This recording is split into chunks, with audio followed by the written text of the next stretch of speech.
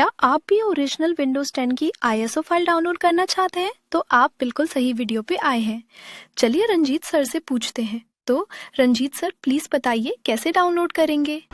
Okay, तो इस video में मैं आपको विंडोज़ 10 की आईएसओ फाइल डाउनलोड करने के 2 तरीके बताऊंगा। पहला तरीका जो बहुत ही आसान है लेकिन थोड़ा टाइम कंज्यूमिंग है, और दूसरा तरीका जो है वो थोड़ा सा ट्रिकी है लेकिन बहुत ही फास्ट है। ठीक है, तो सबसे पहले आपको अपना कोई ब्राउज़र खोल लेना है। मैंने एज खोल रखा है, आप चाहे तो क्रोम भी खोल सकते हैं। और यहाँ पर आपको सर्च कर लेना है डाउनलोड विंडोज़ 10।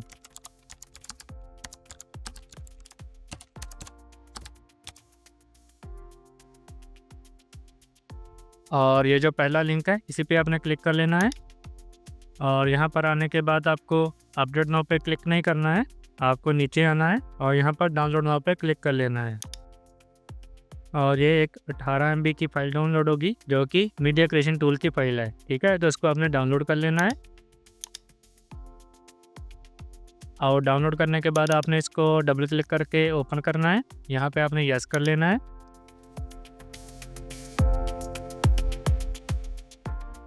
ये जो पहला तरीका है ये थोड़ा टाइम कंज्यूमिंग है, जैसे कि आप देख रहे हैं।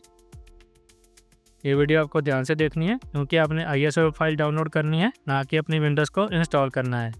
ठीक है, यहाँ पर आपने एक्सेप्ट कर लेना है।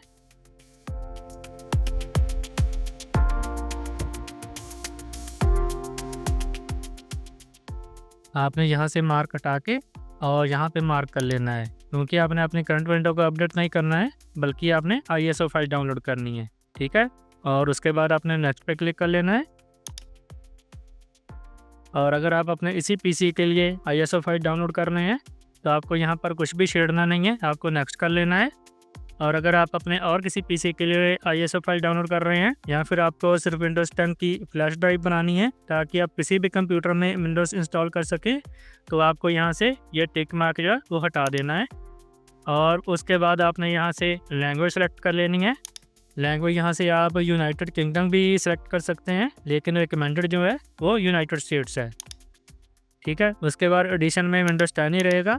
और आर्किटेक्चर में आपने देख लेना है कि आपको 32 बिट की आईएसओ फाइल चाहिए जहाँ 64 बिट की चाहिए। और अगर आप चाहते हो कि आप किसी भी कंप्यूटर में, चाहे वो 32 बिट का हो चाहे वो 64 बिट का हो, आपकी फ्लैश ड्राइव जो है दोनों आर्किटेक्चर के लिए बन जाए, तो आपने बोथ को सिलेक्ट कर लेना है। ठीक है, और सिलेक्ट करने के बाद आपने नेक्स्ट कर देना है। और यहाँ से आपने टिक मार्क हटा के और आईएसओ फाइल पे टिक मार्क कर देना है। अगर आप पहली ऑप्शन को सिलेक्ट करके रखेंगे तो आपको अभी अपने कंप्यूटर में कोई पेन ड्राइव लगानी होगी जो कि 8 GB मिनिमम होनी चाहिए, तो आपकी जो फ्लैश ड्राइव है वो ऑटोमेटिकली बूटेबल बन जाएगी। ठीक है, लेकिन आपको अभी बूटेबल नहीं बनानी है, आपको सिर्फ आईएसओ फाइल चाहिए, तो आपने नीचे वाली ऑप्शन जो है वो सिलेक्ट कर लेनी है। उसके बाद आपने नेक्स्ट कर देना है। और यहाँ पर आपसे लोकेशन मांगी जाएगी कि आप जो अपनी आईएसओ फाइल है वो कहाँ पर सेव करना चाहते हैं। तो यहाँ पर मेरी by default desktop location selected है, आप चाहे तो कोई और भी लोकेशन सिलेक्ट कर सकते हैं। मैं विंडोज़ का नाम यहाँ पर दे देता हूँ विंडोज़ 10 और सेव कर लेते हैं। तो अब आपकी जो आईएसओ फाइल है वो डाउनलोड होनी स्टार्ट हो गई है। ठीक है, यहाँ पर देखिए 1% हो चुका है। जैसे ही ये 100% हो जाएगा तो आपकी जो आईएसओ फाइल है वो आपके कंप्यूटर में सेव हो जाएगी। ठीक है, मुझे नहीं करनी है क्योंकि मेरे पास ऑलरेडी है। अब मैं आपको दूसरा तरीका भी बता देता हूँ जो कि बहुत ही ज़्यादा आसान है। इसको मिनिमाइज कर लेते हैं। यहाँ पर आपने राइट क्लिक कर लेना है और उसके बाद आपने यहाँ पर इंस्पेक्ट पे क्लिक कर लेना है। और उसके बाद आपने इस वाली ऑप्शन पे क्लिक कर लेना है और यहाँ से आपने ड्रॉप डाउन करना है। और यहाँ से सैमसंग गैलेक्सी 8 या फिर सैमसंग गैलेक्सी S20, इन दोनों में से आपने कोई भी ऑप्शन सेलेक्ट कर लेनी है और अपने पेज को रिफ्रेश करना है। अब आपने स्क्रॉल डाउन करना है और यहाँ से आपने सेलेक्ट एडिशन पे क्लिक कर लेना है और विंडोज़ 10 मल्टी एडिशन को सिलेक्ट कर लेना है। मल्टी एडिशन में सारे एडिशन आ जाएंगी, चाहे आपकी प्रो होम हो, कोई भी एडिशन हो, वो सारे एडिशंस इसी आईएसओ फाइल में होंगे। ठीक है, जो भी प्रोडक्ट की आप विंडोज़ इंस्टॉल होने के बाद डालेंगे वही एडिशन आपकी एक्टिवेट हो जाएगी। ठीक है, तो आपने कन्फर्म पे क्लिक कर लेना है और यहाँ से आपने लैंग्वेज सेलेक्ट कर लेनी है। लैंग्वेज आपने यहाँ से इंग्लिश यूनाइटेड स्टेट्स सेलेक्ट कर लेनी है और कन्फर्म पे क्लिक कर देना है। और यहाँ पर आपको देख लेना है कि आपको ISO फाइल जो है वो 64 बिट की चाहिए या 32 बिट की चाहिए। ठीक है, जो पहला तरीका था उसमें बोथ भी आ रहा था, लेकिन यहाँ पर आपको एक ऑप्शन सेलेक्ट करनी होगी।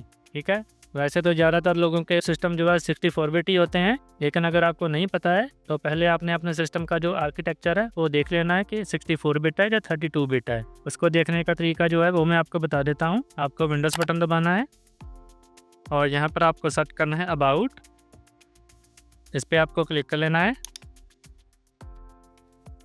और यहाँ पर आपने स्क्रॉल डाउन करना है और यहाँ पर आप देख सकते हैं सिस्टम टाइप आपका कौन सा है, 64 बिट है या 32 बिट है। अगर आपका सिस्टम 64 बिट है तो आपने 64 बिट की फाइल डाउनलोड करनी है, और अगर आपका सिस्टम जो है वो 32 बिट है तो आपने 32 बिट की जो फाइल है वो डाउनलोड करनी है। ठीक है, तो इसको मैं क्लोज कर देता हूँ। तो मैं यहाँ पर 64 बिट पर क्लिक कर लूँगा और ये देखिए हमारी जो फाइल है वो डाउनलोड होने के लिए तैयार है। ठीक है दोस्तों, तो पहला तरीका अगर आपको अच्छा लगा तो आप उससे डाउनलोड कर लीजिए, अगर आपको दूसरा तरीका अच्छा लगा है तो उससे डाउनलोड कर लीजिए। और इसके बाद जो अगली वीडियो आएगी उसमें मैं आपको बताऊंगा कि इस ISO फाइल से आप अपने विंडोज़ को इंस्टॉल कैसे कर पाएंगे। ठीक है, तो मुझे फिलहाल डाउनलोड नहीं करनी है क्योंकि मेरे पास ऑलरेडी है, मैं इसको कैंसिल कर देता हूँ। तो उम्मीद करता हूँ दोस्तों आपको वीडियो बहुत ही अच्छा लगा होगा। अगर आपको वीडियो अच्छा लगा तो वीडियो लाइक करना ना भूलें, हमारा YouTube चैनल सब्सक्राइब करना ना भूलें। इस वीडियो में इतना ही, अगली वीडियो में मिलते हैं। Bye bye.